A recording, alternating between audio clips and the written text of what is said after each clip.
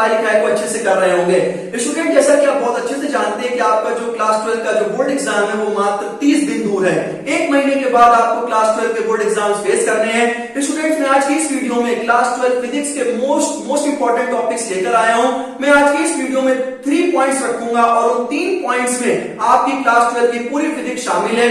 सबसे पहले तो स्टूडेंट्स मैं रखूंगा बैकलॉग। भाई, फोन स्क्रॉल करते करते अचानक टेंशन चढ़ गई ना। सुनो, बोर्ड्स का प्रेशर तुम्हारे ब्रेन में जहर घोलता है, स्ट्रेस बढ़ता है तो कॉर्टिसोल नाम का हार्मोन निकलता है। ये मेमोरी मार देता है, फोकस खत्म कर देता है, नींद उड़ा देता है। 30% स्टूडेंट्स इसी से डिप्रेशन में चले जाते हैं। तुम्हें भी पढ़ते समय कुछ याद नहीं रहता? कमेंट में बताओ अगर ऐसा होता है। लेकिन इसे रोका जा सकता है कैसे? पूरी वीडियो देखो, लिंक डिस्क्रिप्शन में। दूसरा पॉइंट इसी वीडियो में हम लोग बात करेंगे कि सर न्यूमेरिकल्स और डेरिवेशंस के बारे में। और जो तीसरा पॉइंट है जिसका कि आप पूरे साल बेसब्री से इंतजार करते हैं और वो है इंपॉर्टेंट टॉपिक्स, वो भी पूरी किताब के part 1 and part 2। Students, to be very honest, आपसे पूरे साल बहुत सारी गलतियां हुई हैं। इस बात को आप एक्सेप्ट करें कि हाँ सर, मैं मानता हूं कि एक पूरे साल भर हमसे बहुत सारी गलतियां हुई। अब हम सिर्फ और सिर्फ ये चाहते हैं कि 90+% या 90 मार्क्स तो बहुत दूर की बात है फिजिक्स में। क्या हम 75 मार्क्स भी स्कोर कर सकते हैं? क्या हम 70+ भी स्कोर कर सकते हैं? तो स्टूडेंट्स, इसका जवाब है हाँ, आप बिल्कुल स्कोर कर सकते हैं। मैं इन 3 पॉइंट्स के बारे में आपको बताऊंगा, बस आपको उन बातों पर फोकस करना है। उसके बाद हम थोड़ा सा न्यूमेरिकल्स और डेरिवेशन की स्ट्रेटेजी के बारे में बात करेंगे। और जो तीसरा पॉइंट जो आपके सामने लिखा हुआ है कि इंपॉर्टेंट टॉपिक्स, ये स्टूडेंट्स मैंने यहाँ पर सब कुछ जो भी लिखा हुआ है ये पूरा का पूरा क्लास 12 से रिलेटेड है। मैं एक एक करके आपको एक एक चीज के बारे में एक्सप्लेन करूंगा। स्टूडेंट्स, कुछ ऐसे साइकोलॉजिकल फैक्टर्स होते हैं जो हमें कोई भी काम करने से रोकते हैं। भले स्टूडेंट्स, मैं मानता हूं कि फिजिक्स का 2-3 साल से जो पेपर आ रहा है वो बहुत ज्यादा टफ आ रहा है। खास तौर से जो पिछले साल का जो पेपर था वो भी स्टूडेंट्स काफी टफ था। खैर, इसके बारे में भी हम बाद में भी बात करेंगे ही करेंगे। लेकिन आप स्टूडेंट्स एक बात पर ध्यान रखें कि आपको बिल्कुल भी डरना नहीं है। मैंने अभी आपसे बात करा कि कुछ ऐसी चीजें होती है जो हमें कभी भी आगे बढ़ने नहीं देती हैं, और उसमें सबसे पहला जो फैक्टर होता है वो होता है डर। अब स्टूडेंट्स, क्या है कि आपके मन में ये होगा, क्या हम फिजिक्स में पास हो पाएंगे कि नहीं हो पाएंगे? क्या हम फिजिक्स में अच्छे मार्क्स ला पाएंगे, नहीं ला पाएंगे? सर, अब तो हमें रिवीजन करना चाहिए था, लेकिन अभी तक हमारे बैकलॉग तो है, साथ ही साथ हमारा सिलेबस भी अभी कंप्लीट नहीं हुआ है। बहुत सारे सवाल आपके मन में होंगे, बहुत सारे सवाल से आप जूझ रहे होंगे। उन सभी प्रश्नों का उत्तर आज मैं इस वीडियो में स्टूडेंट्स लेकर आया हूं। टू बी वेरी ऑनेस्ट, मैं आपका ज्यादा समय नहीं लूंगा और सबसे पहले तो मैं आपको ये बताऊंगा कि आप कॉन्फिडेंस कैसे अपना बूस्टअप करें, आप अपने कॉन्फिडेंस को कैसे बढ़ाएं। स्टूडेंट्स, टू वेरी ऑनेस्ट, मैं आपको अभी 2 से 3 मिनट के अंदर अंदर तो ये बता दूंगा कि आप फिजिक्स में पास कैसे हो सकते हैं। और उसके बाद धीरे धीरे जैसे मेरी वीडियो आगे बढ़ेगी, पूरी कंप्लीट स्ट्रेटेजी मैं इस वीडियो में लेकर आया हूं। तो मैं बिना किसी तरीके से, क्या होता है कि जब आप अपनी क्लास 12 की फिजिक्स का सबसे पहला चैप्टर उठाते हैं इलेक्ट्रिक चार्जेस एंड फील्ड्स, उसके बाद इलेक्ट्रोस्टैटिक पोटेंशियल एंड कैपेसिटेंस, तीसरा फिर आपका चैप्टर आता है करंट इलेक्ट्रिसिटी, फिर मूविंग चार्जेस एंड मैग्नेटिज्म। अगर आप शुरुआत के 3 से 4 चैप्टर देखें तो ये चैप्टर स्टूडेंट्स बहुत ज्यादा टफ होते हैं, मतलब टफ भी है। और साथ ही साथ स्टूडेंट्स, मेरा मानना है, अब टफ कहें या ना कहें वो अलग की बात है, लेकिन ये जो शुरुआत के जो चैप्टर्स है ये स्टूडेंट्स काफी बड़े चैप्टर्स हैं। और अगर आप चौथे चैप्टर तक पहुंचना चाहते हैं, मैग्नेटिज्म एंड मैटर या मूविंग चार्जेस या मैग्नेटिज्म आप पढ़ना चाहते हैं, तो आपको शुरुआत के 3 से 4 चैप्टर आने चाहिए। अब स्टूडेंट्स, मैं आपको बताता हूं कि अगर आपने अभी तक क्लास 12 की फिजिक्स अगर स्टार्ट नहीं करी है तो आप स्टूडेंट्स स्टार्ट करें सेकंड किताब के लास्ट चैप्टर से। स्टूडेंट्स, टू वेरी ऑनेस्ट, आप मेरी इस बात का ध्यान रखें, पहले एक चैप्टर हुआ करता था सेमीकंडक्टर एंड उसके बाद कुछ कम्युनिकेशन डिवाइसेस होते थे, लेकिन अब वो नॉर गेट और गेट ये सब डिलीट हो गया है। तो अब सिर्फ और सिर्फ सेमीकंडक्टर का चैप्टर बचा है। तो सेमीकंडक्टर अभी हाफ चैप्टर स्टूडेंट्स बचा है और मुझे लगता है ये जो चैप्टर है वो 7 मार्क्स का है। और स्टूडेंट्स, ये कैसा चैप्टर है, कोई मतलब नहीं है कि आपने पहले के चैप्टर पढ़े हैं या नहीं पढ़े। 40 मिनट का चैप्टर है और ये 40 मिनट का चैप्टर आपको कितने नंबर दिला देगा? ये 40 मिनट का चैप्टर आपको स्टूडेंट 7 मार्क्स दिला देगा। स्टूडेंट, जब आपके प्रैक्टिकल होता है, 30 नंबर का आपका प्रैक्टिकल होता है, सबसे पहले तो आप मेरी इस बात का ध्यान रखें कि अगर आपकी जान पहचान टीचर से अच्छी है, आपका बिहेवियर अच्छा है टीचर से, तो आपको 28, 29, 30 नंबर मिल जाते हैं। हाँ, वो अलग की बात है कि आप कोई बहस वगैरह कर दें या कुछ ऐसी हरकत करें जिससे कि आपके नंबर कटेंगे, तभी कटते हैं। बाकी आप मान के चलिए कि प्रैक्टिकल में आपको अच्छे से अच्छे मार्क्स दिए जाएंगे।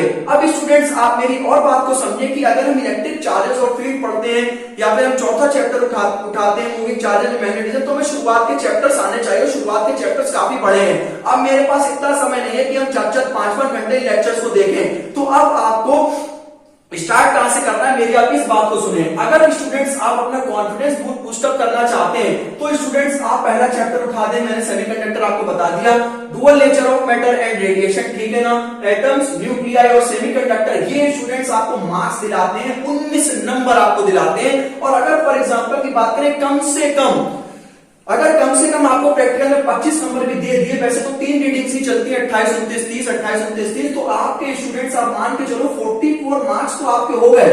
अब स्टूडेंट्स क्या है, आप तो पास हो गए, बस ये हो गया। अब आपके अंदर से डर निकल गया कि अब हम पास तो हो जाएंगे। तो स्टूडेंट्स ये कोई ऐसे चैप्टर नहीं है जो बहुत ज्यादा टफ हो।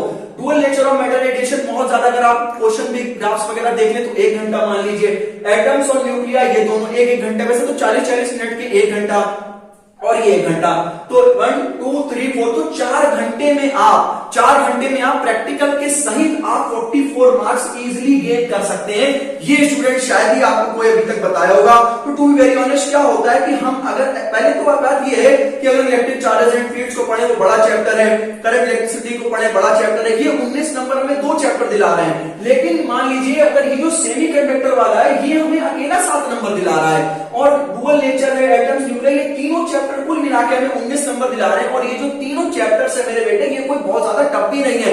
तो स्टूडेंट इजीली आपके 44 मार्क्स बहुत अच्छे से स्कोर हो सकते हैं। आप मेरी इस बात का स्टूडेंट्स ध्यान रखना। अब स्टूडेंट्स बात आती है कि हम यहां पर सबसे पहले जो ये टॉपिक लिखा हुआ है बैकलॉग। अब स्टूडेंट्स बैकलॉग को आप कैसे फिनिश करें, फिर हम बात करेंगे न्यूमेरिकल्स पर, और फिर हम अपने आखिरी पे आएंगे इंपॉर्टेंट टॉपिक जो कि मैंने अपने बोर्ड पर यहाँ पर लिख रखे थे। तो स्टूडेंट्स क्या होता है कि बैकलॉग आपका तब तक बनता चला जाता है, या फिर आप देखिए स्कूल्स भी आप जाते हैं, आप स्कूल्स में अपना टाइम देते हैं, फिर आप कोचिंग्स वगैरह पढ़ते हैं, आप चैप्टर सब कर लेते हैं, नोट्स आपके पास सब होता है, बस आपकी एक ही चीज है जो आपको हमेशा आपको पीछे छोड़ देती है, रिवीजन। आप स्टूडेंट्स प्रॉपर रिवीजन नहीं कर पाते, तो इसलिए आप क्या होता है कि जब लास्ट का समय आता है, फिर आप ये भी आपने बहुत सारे स्टूडेंट्स को कहते हुए सुना होगा कि जब हम मेरे पास पेपर आता है बोर्ड का, तब ऐसा लगता है कि मुझे सब आता था और मैं भूल गया। स्टूडेंट्स मैं आपको एक बात बता दूं, ये बात आपको शायद अच्छी भी लग सकती है, ये बात आपको खराब भी लग सकती है।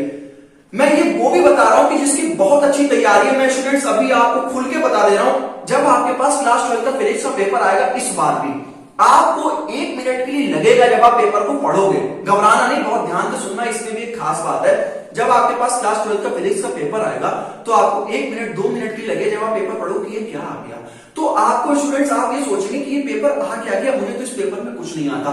स्टूडेंट्स आप मेरी एक बात का ध्यान रखना कि आपको बहुत ज्यादा कुछ भी नहीं होना कि पेपर अगर बहुत आसान आ गया तो आप उछल पड़े कूद पड़े, अगर पेपर अगर टफ आ गया तो आप बहुत ज्यादा आपको परेशान भी नहीं होना है। तो स्टूडेंट जब आपके पास फिजिक्स का पेपर आएगा तो आपको 1-2 मिनट के लिए लगेगा कि यार ये क्या आ गया, मुझे तो इस पेपर में लिटरली कुछ नहीं आता।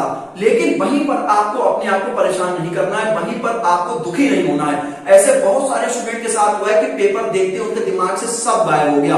मैं आपको पहले से सचेत कर रखा हूं, ये एक पल होगा कि ऐसा 1 मिनट के लिए, 2 मिनट, इवन तक 5 मिनट तक आपको ऐसा लगेगा कि हमें इस पेपर में कुछ भी नहीं आता है। लेकिन स्टूडेंट बस उसी वक्त आप अपने आप को संभाल लेना। आप धीरे धीरे जो आपको 15 मिनट मिलते हैं, आप उसमें 15 मिनट आप उनको पढ़ना, 15 मिनट क्वेश्चन, फिर आप धीरे धीरे क्वेश्चन 1 करना, क्वेश्चन 2 करना, फिर आप रियलाइज करना कि मैंने इस टॉपिक के बारे में पढ़ा था, मैंने यहां से फॉर्मूला लिया, तब जाके आपका पेपर अच्छा होगा। स्टूडेंट जब मैंने पेपर दिया था क्लास 12 फिजिक्स का तो मेरे संग भी यही हुआ था। लेकिन जब मैं धीरे धीरे बढ़ पाया था तो मेरे 75 प्लस मार्क्स आ गए थे। तो बस मेरे लिए उतना ही बहुत है, क्योंकि उस टाइम थोड़ा बहुत मैं भी इतना नहीं संभाल पाया था अपने आप को। भाई क्लास 12 में बच्चे ही तो थे, तो मैंने आपको थोड़ा सा इसीलिए बता दिया था, उस टाइम थोड़ा सा मैंने अपने आप को संभाल लिया था। तो बस यही आप गलती मत करना, ठीक है ना। तो अब स्टूडेंट्स मैंने आपसे क्या किया, जो बैकलॉग है, तो यहां से आपका 1 2 3 और 4 ये आपके 19 मार्क्स कवर हो गए, ठीक है। तो यहाँ आप 44 मार्क्स आप ऑलरेडी स्कोर कर चुके हैं। उसके बाद स्टूडेंट्स आप फटाफट से आ जाना इलेक्ट्रोमैग्नेटिक वेव्स पर। इलेक्ट्रोमैग्नेटिक वेव्स में स्टूडेंट खास तौर से मैं अगर आपको बता दूं तो कुछ भी नहीं है, बहुत छोटा चैप्टर है। आप प्रॉपर्टीज ऑफ ईएम वेव्स वगैरह आप देख लेना, उसमें डिस्प्लेसमेंट करंट के बारे में थोड़ा देख लेना, मैक्सवेल करेक्शन में, इसमें मोस्टली 2 टॉपिक्स है। इलेक्ट्रोमैग्नेटिक वेव्स की प्रॉपर्टीज सभी को आ रही होती है। एक तो हो जाता है इसमें मैक्सवेल करेक्शन, और एक स्टूडेंट इसमें होता है कि डिस्प्लेसमेंट करंट, जिसको आप आईडी से रिप्रेजेंट करते हैं। तो ठीक है ना, तो मैक्सवेल करेक्शन और डिस्प्लेसमेंट करंट, इसमें मतलब ये मैक्सवेल ने थोड़ा बहुत बताया था इसके बारे में। तो मैक्सवेल करेक्शन और डिस्प्लेसमेंट करंट की आप इलेक्ट्रोमैग्नेटिक वेव्स पढ़ लेना, तो इसमें भी आपका ये चैप्टर क्लियर हो जाएगा। अब स्टूडेंट्स आप क्या करना, सीधे से आ जाना भागते हुए कहां पर, रे ऑप्टिक्स पर और वेव ऑप्टिक्स पर। समझ में आया? रे ऑप्टिक्स और वेव ऑप्टिक्स कुल मिला के आपको दोनों 18 नंबर के आ रहे हैं। वेव ऑप्टिक्स स्टूडेंट छोटा चैप्टर है और रे ऑप्टिक्स में स्टूडेंट्स आप रे ऑप्टिक्स को बहुत अच्छे से स्टूडेंट्स पढ़ना। तो धीरे धीरे क्या होगा कि जो आपके बैकलॉग्स है वो आपके कम होंगे। सबसे पहले तो आप सेमीकंडक्टर्स को उठा लेना, फिर आप 1 2 3 4 इसके बाद हो गया, फिर 5, फिर 6 और 7, फिर आप धीरे धीरे देखेंगे कि आपका जो बैकलॉग है वो ऑलरेडी कंप्लीट हो रहा है। बैकलॉग को कम समय में आप पता कैसे कंप्लीट कर सकते हैं भाई, आप उन चैप्टर्स को उठाएं जो चैप्टर्स छोटे हैं। अब भाई पार्ट 1 पार्ट 1 बिल्कुल अलग है, पार्ट 2 बिल्कुल अलग है। पार्ट 2 में कोई मुझे लगता है ऐसी चीज नहीं है जो पार्ट 1 से रिलेटेड हो, ठीक है ना, और पार्ट 1 में कोई ऐसी चीज नहीं जो पार्ट 2 से रिलेटेड। दोनों बिल्कुल जमीन आसमान का अंतर है दोनों किताबों में। ये कोई जरूरी नहीं कि अगर आपको पार्ट 1 समझ में नहीं आया तो आपको पार्ट 2 समझ में नहीं आएगा, ऐसा कोई जरूरी नहीं है। पहली दूसरी किताब में देखो, पहली किताब में क्या है कि मैं मानता हूं 3 से 4 चैप्टर स्टूडेंट्स बड़े बड़े, पहली किताब में डेरिवेशन बहुत ज्यादा है, लेकिन दूसरी किताब में आप जैसे ही कदम रखते हैं तो सबसे बड़ा चैप्टर अगर कोई है तो वो मुझे लगता है रे ऑप्टिक्स है। और रे ऑप्टिक्स भले ही सबसे बड़ा चैप्टर है, लेकिन इसमें जो क्वेश्चंस है वो लिमिटेड ही आते हैं। अब हम वो आपको बताएंगे कि कौन कौन से क्वेश्चंस आते हैं। वेव ऑप्टिक्स छोटा चैप्टर है और उसके बाद वाले जितने भी चैप्टर्स हैं आप देख लीजिए और बता दीजिए मुझे कि कोई चैप्टर अगर कोई टफ है तो। अब स्टूडेंट्स अगर मैं आपसे बात कर रहा हूं कि अगर आपने बिल्कुल भी कुछ भी नहीं पढ़ा है, अभी तक कुछ भी नहीं पढ़ा है, पहले बुक को साइड में रख दो, पहली बुक को साइड में रख दो, ठीक है ना। टू वेरिएबल्स वेडिंग लाइन से जो मैं कहना चाहता हूं उसकी मेरी बात को सुनिए। आप स्टार्ट करें रे ऑप्टिक्स से, रे ऑप्टिक्स स्टार्ट करें, थोड़ा सा टाइम दें। और अगर मान लीजिए आपने अगर 10 दिन में अगर आपने रे और वेव, वैसे तो रे और वेव ऑप्टिक्स अगर आपने पढ़ा है क्वेश्चन से, मान लीजिए आपको 1 वीक लग गया है, तो आप ये समझिए कि अगर आपने एक हफ्ते में 2 चैप्टर कंप्लीट करा है तो आप अगले 7 दिन के अंदर अंदर 4 चैप्टर को कर सकते हैं। तो आप मान के चलिए कि आप अपनी सेकंड बुक को आप 10 दिन 15 दिन के अंदर अंदर आप सेकंड बुक को कर सकते हैं। तो अगर किसी भी बच्चे ने अभी तक उसे कुछ भी नहीं आता, एक हेडिंग नहीं आती है, उसे इलेक्ट्रिक फील्ड के बारे में भी नहीं पता, प्रॉपर्टीज कुछ नहीं, बेसिक नहीं पता, आप सेकंड बुक उठाइए, काम खत्म। सेकंड बुक पर आप चलिए, सेकंड बुक के बाद जो चैप्टर्स और छोटे छोटे बचे जैसा कि मैंने आपको बताया, तो इससे आप अपने बैकलॉग को कंप्लीट कर सकते हैं। अब स्टूडेंट्स हम बात करते हैं न्यूमेरिकल्स और डेरिवेशन की। जब आप अगर आप थोड़े बहुत इसमें क्वेश्चंस लगा रहे हैं तो सबसे पहले आप स्टूडेंट्स बैकलॉग को अपने कंप्लीट करें। जब आपके बैकलॉग कंप्लीट हो जाएंगे, जब आपकी इन चैप्टर्स में जब आपको कॉन्फिडेंस आ जाएगा, तब स्टूडेंट्स आप न्यूमेरिकल्स की अलग अलग तरीके से प्रीवियस ईयर क्वेश्चंस आप लगा सकते हैं, क्वेश्चन बैंक लगा सकते हैं। अब स्टूडेंट्स अब हम आते हैं इंपॉर्टेंट टॉपिक पर। अब स्टूडेंट्स हम बात करेंगे कि इंपॉर्टेंट टॉपिक्स है। स्टूडेंट मैं आपको अभी बता दूं कि पेपर चाहे कितना भी टफ आ जाए, पेपर चाहे कितना भी टफ आ जाए, कुछ ऐसे एवरग्रीन टॉपिक्स होते हैं जो कि हमेशा आते ही आते हैं। मैंने स्टूडेंट्स अपनी प्रीवियस वीडियो में जब हमारे पास 3 से 4 महीने का समय था तो मैंने आपको बताया था कि इस महीने में आपको ये चैप्टर कंप्लीट करने हैं, इस महीने आपको ये चैप्टर कंप्लीट करने हैं। उस वीडियो का लिंक भी आप डिस्क्रिप्शन बॉक्स में मिलेगा, आपको मैं थंबनेल पर दिखेगी भी वो वीडियो कि कौन सी मैंने वीडियो बनाई थी। पूरी किताब की वीडियो भी मैंने बना रखी है, जैसे मैंने सारे टॉपिक सारे क्वेश्चन उसमें आपको मैंने बताया कौन कौन से इंपॉर्टेंट क्वेश्चन है, मैंने हर टॉपिक्स के बारे में बता रखा है, अलग अलग भी प्रत्येक चैप्टर से अलग अलग बना रखे हैं। पूरे वीडियो में 14 के 14 चैप्टर्स के आंसर्स डाल रखे हैं, मोस्ट इंपॉर्टेंट टॉपिक्स बना रखे हैं, क्लास 12 के कुछ इंपॉर्टेंट डेरिवेशंस करा रखे हैं, बहुत सारी वीडियोस मैंने क्लास 12 से रिलेटेड बनाई हुई हैं। अब स्टूडेंट्स मैं आपसे कहूं कि जो चैप्टर 1 है वो आप पढ़ लीजिएगा, इलेक्ट्रिक चार्ज एंड फील्ड्स। तो चैप्टर 1 चैप्टर 2 ऐसे करके मैं आपको अब इंपॉर्टेंट टॉपिक्स बताता हूं। गॉस लॉ और उसकी एप्लीकेशंस आपको बिल्कुल नहीं छोड़नी, मैंने यहाँ पे सिर्फ और सिर्फ गॉस लॉ लिखा है, आप इसमें एक वर्ड इसमें और भी जोड़ लें, एंड इट्स एप्लीकेशंस। तो आपको गॉस लॉ और उसकी जितनी भी एप्लीकेशंस हैं आपको बिल्कुल भी नहीं छोड़नी है। और ये डेरिवेशन 110% 110% आपके बोर्ड एग्जामिनेशन में आपका इंतजार कर रहा है। ऐसे मैंने अपने प्रीवियस वीडियोस में भी कुछ एवरग्रीन टॉपिक्स बता रखे जो भी अभी भी इस वीडियो में भी हम आपको बताएंगे। तो यहाँ पर गॉस लॉ एंड एप्लीकेशंस आपको बिल्कुल भी छोड़कर नहीं जाने। बच्चों का स्टूडेंट्स कहना था कि 2025 में 24 में जो बच्चों ने पेपर दिए 23 में भी, तो उनका कहना था कि डेरिवेशंस बिल्कुल ना के बराबर आई हैं। आप स्टूडेंट्स अगर उस पेपर को बारीकी से पढ़ें तो आप वहां पर देखेंगे कि कुछ डेरिवेशन जरूर पूछी गई हैं। अब भाई अब मैंने एक बात आपको बता दूं कि फिजिक्स में आपको 12th क्लास में किसी भी सब्जेक्ट में रटना नहीं है। अब अगर आपने कुछ भी जैसे समझ लिया कि what do you mean by Gauss law या फिर डेराइव गॉस लॉ, अगर इसके अलावा क्वेश्चन घुमा के अगर पूछ लिया जाता है तो बच्चे कहते हैं ये तो हमें पढ़ाया नहीं गया।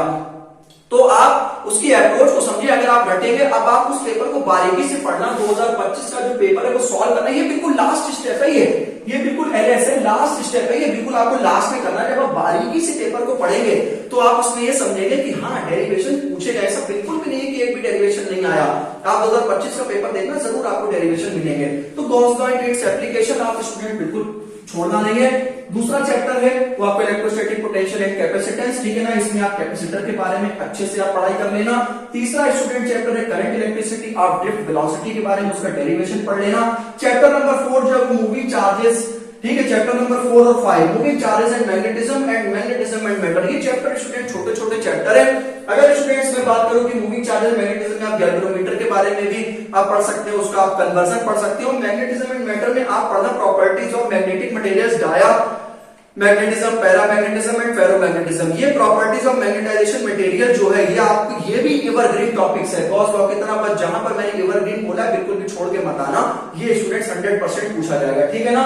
इसके बाद स्टूडेंट्स हम आते हैं चैप्टर नंबर 6 पर। चैप्टर नंबर 6 मैंने आपके सामने आपको बताया था इलेक्ट्रोमैग्नेटिक इंडक्शन।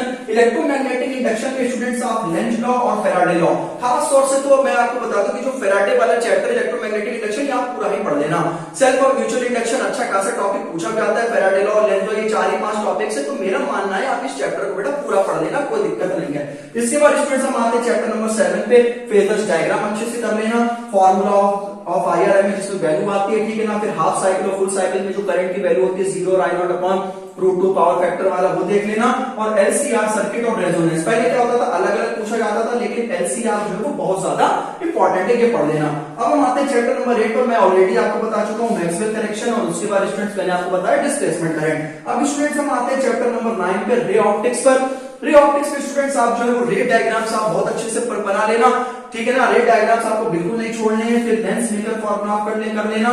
उसके बाद स्टूडेंट्स आपने पढ़ा होगा कि मिरर फॉर्मूला, ठीक है ना, कि ठीक है ना, F इक्वल टू R/2, ठीक है, इसके बारे में भी आप पढ़ लेना, ठीक है। तो इसमें आप जो R इक्वल टू 2F होता है ना, तो इसके बारे में भी आप पढ़ लेना। जैसे कह ये तो बहुत बेसिक शायद ना है, लेकिन आप इसको कर लेना, ठीक है ना।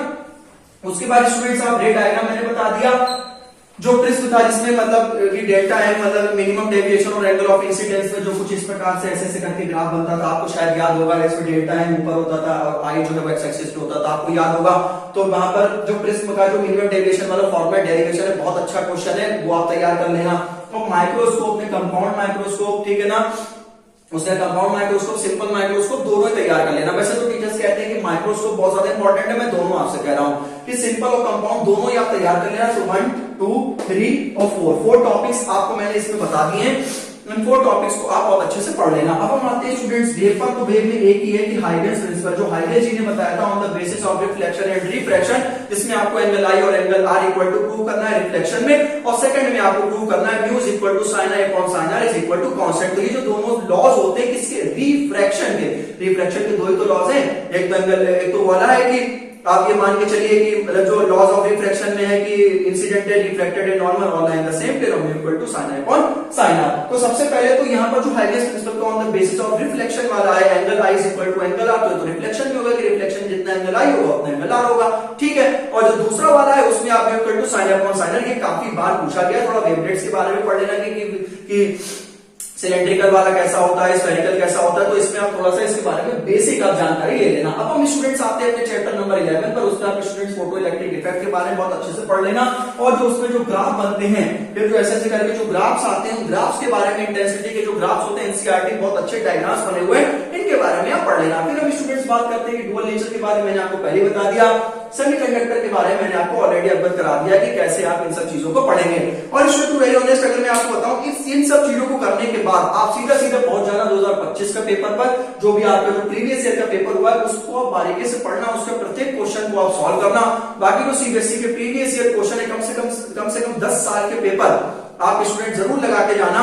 अगर 10 साल अगर आपके पास शायद इतना टाइम ना हो, तो हार्डली आप 2020 से लगाकर अभी तक 2024-25 तक आप इस सब इन पेपर्स को डाउनलोड करके कोशिश करना, भले सब ना लग पाए, लेकिन हाँ थोड़ा थोड़ा आप इन सब चीजों को लगाने की कोशिश करना। अब स्टूडेंट्स मैंने आपको बता दिया कि ये जो आपके पास इतना सब कुछ मैंने दिया है, ये आपको हार्डली कब तक कंप्लीट करना है, ये आपको हार्डली 15 से 20 दिन में इतना काम आपको करके देना है। तो स्टूडेंट्स मैंने ये सब कुछ आपको लगभग मैंने पूरी किताब का इसमें आपको निचोड़ बता दिया है। अब स्टूडेंट्स अगर आपके मन में अगर फेल होने का डर है तो वो जरूर खत्म हो गया होगा। बाकी आप कमेंट करके जरूर बताएं कि आपने मेरी इस वीडियो से क्या सीखा। मैं मिलता हूं नेक्स्ट वीडियो में, अपना ध्यान रखें, take care and bye bye. मैं जाते जाते आपसे बस इतना और कह देना चाहता हूं कि मैंने पूरी और स्ट्रेटजी अच्छी खासी बता रखी है क्लास 12 फिजिक्स के रिलेटेड, जिसमें मेरे 1000 व्यूज से ज्यादा आए हैं उसको, तो आप उस वीडियो को भी देखना, उस वीडियो का लिंक डिस्क्रिप्शन बॉक्स में मिलेगा आपको। उसमें मैंने आपको बहुत अच्छी स्ट्रेटेजी बता रखी है कि जीरो से आप कैसे फिजिक्स को स्टार्ट कर सकते हैं। जाते जाते मैं ये भी कह देना चाहता हूं कि अगर अभी तक आपने कुछ भी स्टार्ट नहीं किया है तो आप क्लास 12 फिजिक्स का पार्ट 2 उठाएं, चैप्टर नंबर 1 से बिल्कुल आप बढ़िया से लग जाएं और क्लास 12 की जो किताब नंबर 2 है उसको आप कंप्लीट करें और उन चैप्टर्स को पढ़ें जो आपको ज्यादा से ज्यादा नंबर दिलाएं। अगर आपको 2 चैप्टर्स अगर आपको 10 नंबर दिला रहे हैं, एक चैप्टर आपको 7 नंबर दिला रहे हैं, तो आप ऐसे चैप्टर पढ़ें जो आपको एक चैप्टर 7 नंबर आपको दिला रहे हैं। ठीक है, तो पहले ऐसे चैप्टर्स को आप पढ़ें जिनका पीछे के चैप्टर से कोई लेना देना ना हो, तो ऐसी स्ट्रेटेजी डिफरेंट आप बनाते रहे, आप उसमें जरूर सक्सेसफुल होंगे। मिलता हूं नेक्स्ट वीडियो, तब तक take care and God bless all of you. Thank you so much and bye bye.